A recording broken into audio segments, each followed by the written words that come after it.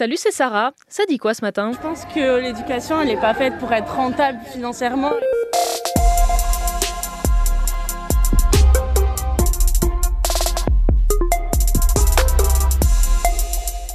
Ils étaient déjà dans la rue mardi et ils doivent y retourner aujourd'hui avec le slogan « Plus de sous, bloquons tout ». Étudiants et enseignants se mobilisent contre la baisse du budget de l'enseignement supérieur. Cette baisse, elle a été décidée lors du vote de la loi de finances pour 2025 qui prévoit 1 milliard d'euros en moins par rapport à 2024. Du coup, de nombreuses universités prévoient un budget déficitaire pour cette année. Elles dépenseront donc plus que ce qu'elles vont gagner. À l'université de Rouen, ça s'élève à plusieurs millions d'euros selon cet enseignant en physique, aussi porte-parole du syndicat SNES-FSU. Les conséquences, ça va être les conditions de travail, les conditions d'études et puis surtout le patrimoine immobilier de l'université. Alors concrètement, des places en moins, des sites fermés ou des bâtiments qui ne seront pas rénovés. Les étudiants s'inquiètent aussi de la réduction du nombre de postes d'enseignants, comme Alice qui suit un master en communication à Avignon. Parce qu'en fait, on est des petits effectifs. Et que quand il n'y a pas de prof, c'est les premières à sauter. Du coup, aujourd'hui, les syndicats étudiants et plusieurs sections jeunes de partis politiques de gauche appellent à bloquer les facs et à manifester dans plusieurs villes de France. On promet de plus en plus les écoles privées. Moi, je le vois par exemple, quand je dis que je suis à la fac, c'est très mal vu. Et on me dit qu'on n'a clairement pas d'avenir en étant en licence. Et alors, ces remarques, ce sentiment, ils ne sortent pas de nulle part.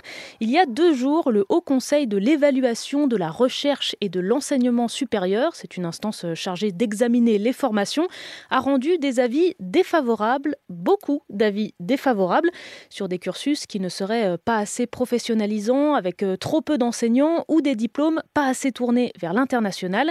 Anne Roger, secrétaire générale du syndicat SNESUP. Toutes les formations en philosophie, licence master, ont reçu des avis défavorables. Ça veut dire que si les avis étaient suivis, on pourrait imaginer qu'en septembre 2026, il n'y ait plus de formation en philosophie. Et la crainte est d'autant plus grande quand le ministère demande aux universités d'économiser de l'argent. Hasard du calendrier ou pas, c'est aussi aujourd'hui le dernier jour pour formuler ses vœux de formation sur Parcoursup. Ça c'est la première bonne nouvelle de la journée. Alors, sauf pour les lycéens de Mayotte et de La Réunion qui, eux, ont droit à un délai supplémentaire. Ensuite, les candidats auront 3 semaines, donc jusqu'au 2 avril, pour compléter leur dossier et classer leurs vœux.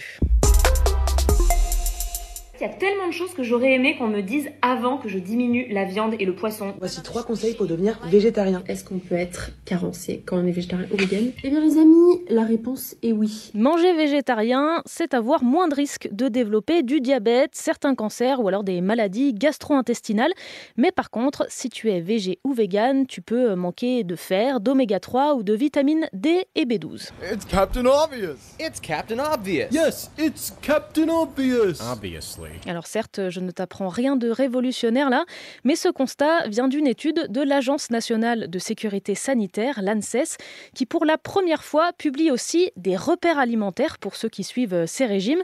Ça peut éviter de se perdre dans les conseils qu'on peut trouver sur les réseaux sociaux, qui disent parfois tout et son contraire. Après 5 ans de véganisme, je vous annonce que je n'ai toujours pas eu de carence. Alors bref, si tu veux devenir végé ou vegan, si tu l'es déjà et que tu te poses des questions, ça peut t'aider à être sûr de ne pas en développer des carences. Attention, par contre, ces conseils s'appliquent aux adultes, pas aux femmes enceintes ni aux sportifs de haut niveau par exemple. Un petit point, Ligue des Champions. Et c'est fini. Et voilà, énorme déception, énorme désillusion.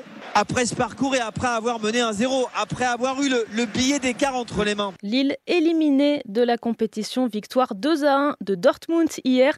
Le LOSC avait pourtant ouvert le score, mais il a fallu 10 minutes aux Allemands pour en mettre 2 des buts en seconde période. Analyse de l'entraîneur lillois Bruno Genesio. On a arrêté de jouer. Résultat, le club est partagé entre fierté d'être allé aussi loin et frustration du coup de sortir avant l'écart. Et le président du club, Olivier Létang, prévient. Si on veut revivre ces émotions-là, il faut vite rebondir. Pour l'instant, en Ligue 1, Lille est 5e. Les 3 premiers sont qualifiés. Le 4e participe au barrage de la Ligue des Champions. La saison n'est pas finie et c'est Monaco qui tient pour l'instant la 4e place à égalité de points avec le LOSC. On y est presque.